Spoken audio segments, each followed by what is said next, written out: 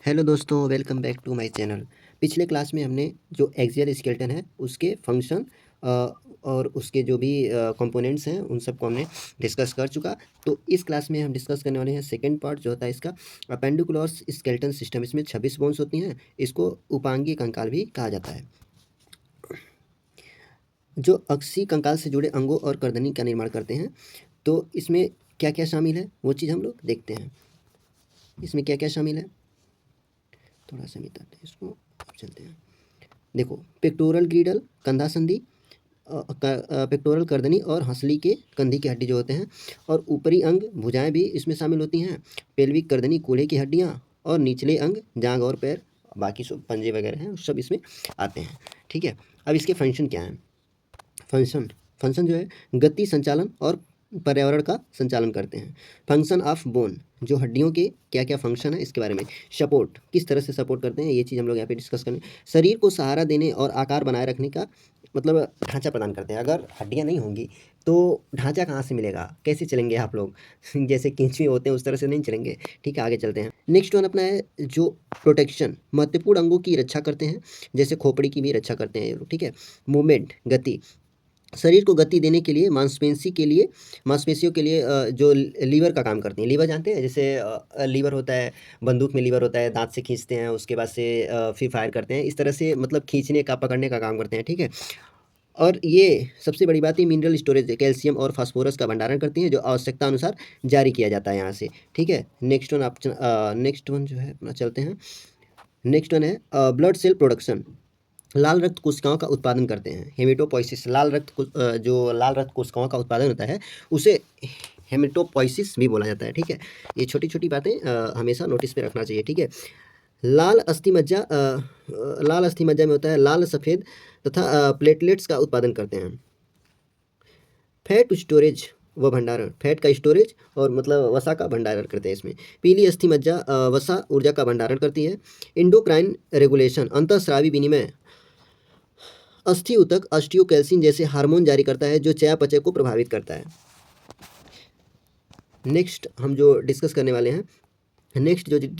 हैं जोड़, यानी कि जॉइंट्स को डिस्कस करने वाले हैं। जॉइंट जो होता है, जोड़ शरीर जैसे संधि भी कहते हैं। जोड़ जो होता है इसको संधि भी कहा जाता है। वह स्थान होता है जहां दो या दो से अधिक हड्डियां मिलती हैं। अगर कुछ भी हो, अगर कुछ रस्सियां टूट जाती हैं तो दो रस्सियों को मिलकर के हम लोग गांठ मार देते हैं। उसी तरह से समझ लीजिए ये संधि होती है और दो हड्डियां एक आपस में जुड़ते हैं, उसे जोड़ कहा जाता है। ये गति प्रदान करता है अधिकांश मामलों में, और कंकाल को यांत्रिक सहारा प्रदान करता है। जोड़ हड्डियों को जोड़ता है और शरीर को गतिमान और स्थिर रहने में मदद करता है। This one is the point. अब इसके क्या क्या प्रकार होते हैं उसको हम लोग नेक्स्ट डिस्कस करने वाले हैं। फर्स्ट ऑफ ऑल अपना जो है फाइब्रस जॉइंट्स, रेशेदार जोड़, अचल या थोड़ा गतिशील होता है। ये अचल या थोड़ा गतिशील होता है।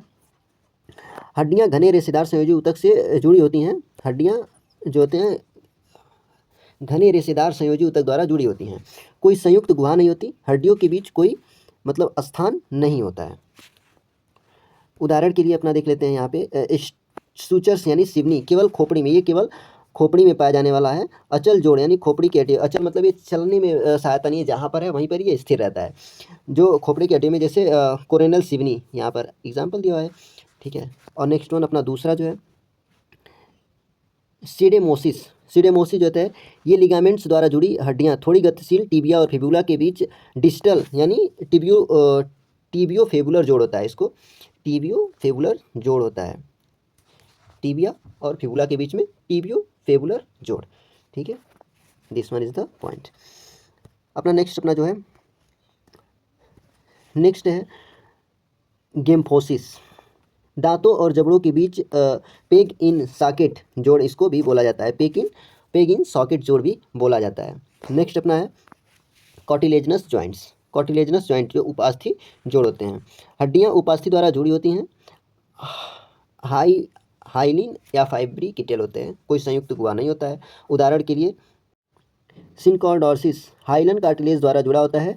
लंबी हड्डियां एम्फिसियल प्लेग या ग्रोथ प्लेट, पहली पसली और उरोस्थी के बीच का जोड़ जो होता है ये होता है। ठीक है, नेक्स्ट अपना चलते हैं सिम्फाइसिस, फाइब्रो कार्टिलेज द्वारा जुड़ी हड्डियां प्यूबिक और सिम्फिस्टा इंटरवेल और डिस्क जो होता है उसमें जुड़े होते हैं। ठीक है, नेक्स्ट जो अपना है थर्ड अपना साइनोवियल साइनोवियल जॉइंट्स, ये फ्रीली मूवमेंट करते हैं। जोड़ों का सबसे आम प्रकार होता है श्लेष द्रव से भरी एक संयुक्त गुहा द्वारा अलग की गई हड्डियां होती हैं। एक संयुक्त कैप्सूल से घिरा हुआ और स्नायु बंधन और मांसपेशियों द्वारा स्थिर होता है ये। नेक्स्ट वन अपना जो है एग्जाम्पल एंड टाइप, उदाहरण और प्रकार। बाल एंड सॉकेट जॉइंट, बाल और सॉकेट जॉइंट सभी दिशाओं में गति और घूर्णन करते हैं जो कूल्हे का जोड़ होता है, ठीक है। हिंज जॉइंट जो होता है झुकाव और विस्तार कोनी घुटना। और पोविट जॉइंट और धुरी संधि जो होता है एकल अक्ष एटलस और अक्ष गर्दन के चारों ओर घूर्णन और रेडियो अल्नर संधि में ये पाया जाता है।